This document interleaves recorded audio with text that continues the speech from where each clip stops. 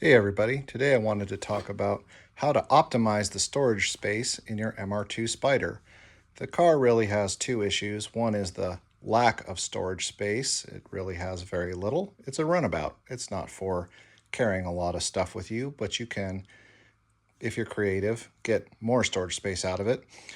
But there's another issue, which is the ease of use of that storage space.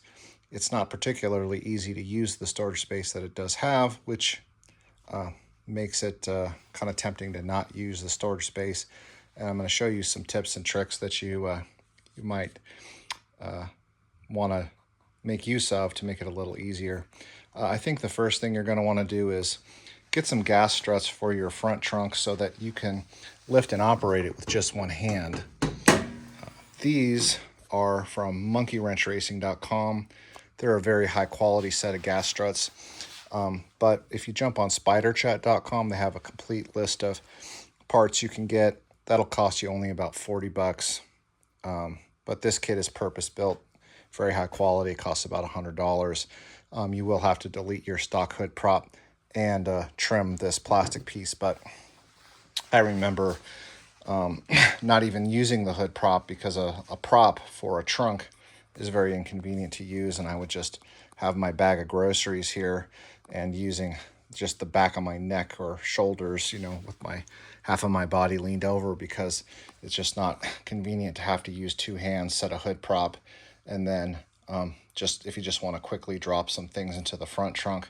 So definitely invest in struts, gas struts for your front trunk. Delete the clamshell cover for this front trunk. Actually, it is quite a generous space if you obviously delete the full-size spare tire that comes with this car. I know it's tempting to keep it, but again, today, if you have AAA, I know change your own tire, it's a helpful thing, but the car, again, is a runabout. It's not for ultra long trips. And what do I keep in this bag? I keep a bottle of Run Flat in the case of a minor tire damage. And if I have a shredded tire or destroyed tire, well, there's always AAA, so it's just a risk I take. And I think the risk to reward benefit is just tremendous, because this really is a generous amount of space. I can get a small pallet of water bottles, like one of these can fit in there easily. And, I can have a small grocery run in here. So again, now that I have the spare tire removed, and this space is pretty deep, I can get a backpack in here, laptop bag, no problem. It's not suitcase ready or anything, but it is pretty deep. So definitely delete the spare tire. I do like to keep the plastic cover, keep things looking nice. Invest in a nice set of gas struts, DIY or Monkey Wrench Racing. The next thing that I definitely do want to do for convenience is to get a remote trunk popper, which people have done. Basically, that entails getting a remote popper kit, and that involves just removing the bumper and having a cable actuate the popper that you have to pull from the glove box. So that's a bit of a pain, right? You have to unlock or open the glove box, pull the popper. So you just get a secondary actuator you can hold down from a remote that'll activate the popping action, and you don't have to open the glove box. It's perfectly safe still, because the latch is still latched. You still have to activate the latch by hand, and that'll be the next thing that I do, probably with the help of a mechanic, or if you're mechanically inclined, you can do that yourself. So yeah, swap that spare tire for a bottle of Run Flat, and most of us are traveling within cell phone range. We can always call for a tow truck if we need to. So moving on from that, use that front trunk better, right, than we have before. But moving on from that, I want to show you something with this. These behind the seat doors. The thing about those is I found that I wasn't using them because they're too awkward to use. You've got to tilt the seat forward, unlock them. You get an awkward small space to put things behind. And so I use like a chest bag, like a crossbody bag. My wife has her purse. And where did they wind up? Because we just want to get in the car, throw our stuff somewhere and go. Where do they wind up? On the floor, right? And then they're moving around on the floor. You're stepping on things. So I deleted the doors. And I think, honestly, that is one of the best things that you can do, because I'll show you what it looks like. First of all, it doesn't look bad. It doesn't look like anything that doesn't look stock. It just looks like a space. It doesn't create any wind howl or wind noise. And we just stuff our stuff back there, push it to the left or right. The items don't fall out, and it's an instantly usable space. And I highly recommend just deleting the doors. You can always put them back in if you want to sell the car later. I don't ever plan on selling it. I love this car so much. So now we have something that we use every time we drive. Take off a hoodie, cram it back there. My wife takes her purse back there, my crossbody bag, similarly.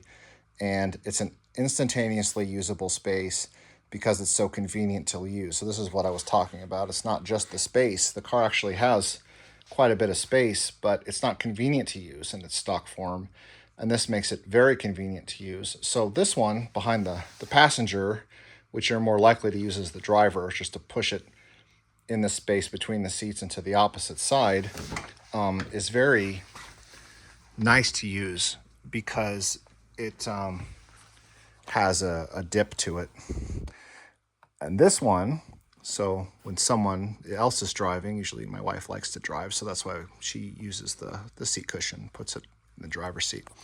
This one is more level, so I found that my stuff, when we're doing our high G turns, aggressive turns, my stuff would just slide around. It would slide off this one behind the driver's seat and slide over here. So I put some of this, this is peel and stick grippy rubber tape, and my stuff doesn't slide around anymore. And you can't see it. You can't see it when the seats are back. So I'll include the link in the description, which makes this material, this plastic, not slick so that your stuff doesn't slide around back and forth. And now it's like huge, totally functional space. You can put a backpack back here. Actually, if you're going to an event or something, we take this car to outdoor concerts and things, and a couple of those camping chairs folded up in their bags, stuff them long ways, and they fit right back here. So I was gonna rig up a one of those bicycle racks to the engine bay back here, and my wife comes along and says, "I think they'll fit back here." I said, "No way, I don't think so." And she said, "Yeah, I think they will," and they actually do. They fit right behind the seat. And with the doors barely folding like that, I don't think they would. But without them, it just seats forward, we crammed them right back there. So definitely do that. Another thing, now if you really want to go and be a weekender and take like luggage with you, the luggage rack definitely would be a possibility, and you can get those in chrome or black. And that involves drilling, and you're going to want to seal those holes up and everything. And I don't have the heart to do it because I love the look of this car, being able to see the louvers and everything.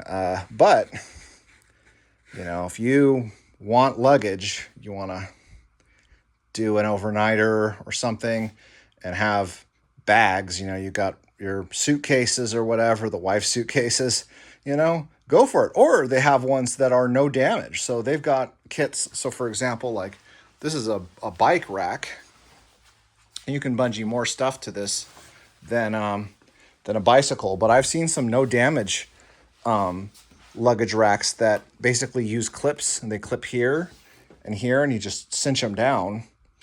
And now you've got a temporary luggage rack, and you could bungee anything up here. Suitcases or duffel bags or whatever. So, just again in closing, I know I ramble. That's just the way I am. But you have a lot of space, and it's not just the space. But I just want to say, like, I did like the doors. There's a lot of space back here, but I just wasn't using it because it's just not convenient to use, but now it's super convenient to use. I use it every time I drive. Cram stuff back there. And again, like these door pockets, you know, they didn't have iPhones back then, but they're like perfectly iPhone shaped. They keep your phones secure.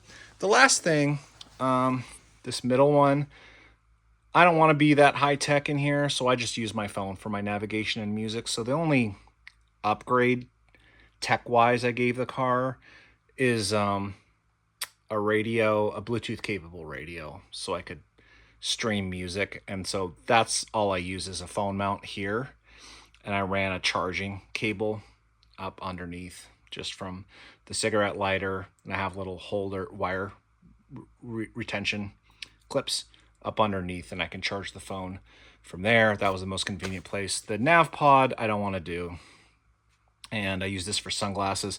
There is I guess in other countries this was a storage cubby, but you're deleting the airbag, and me personally, I don't want to do that.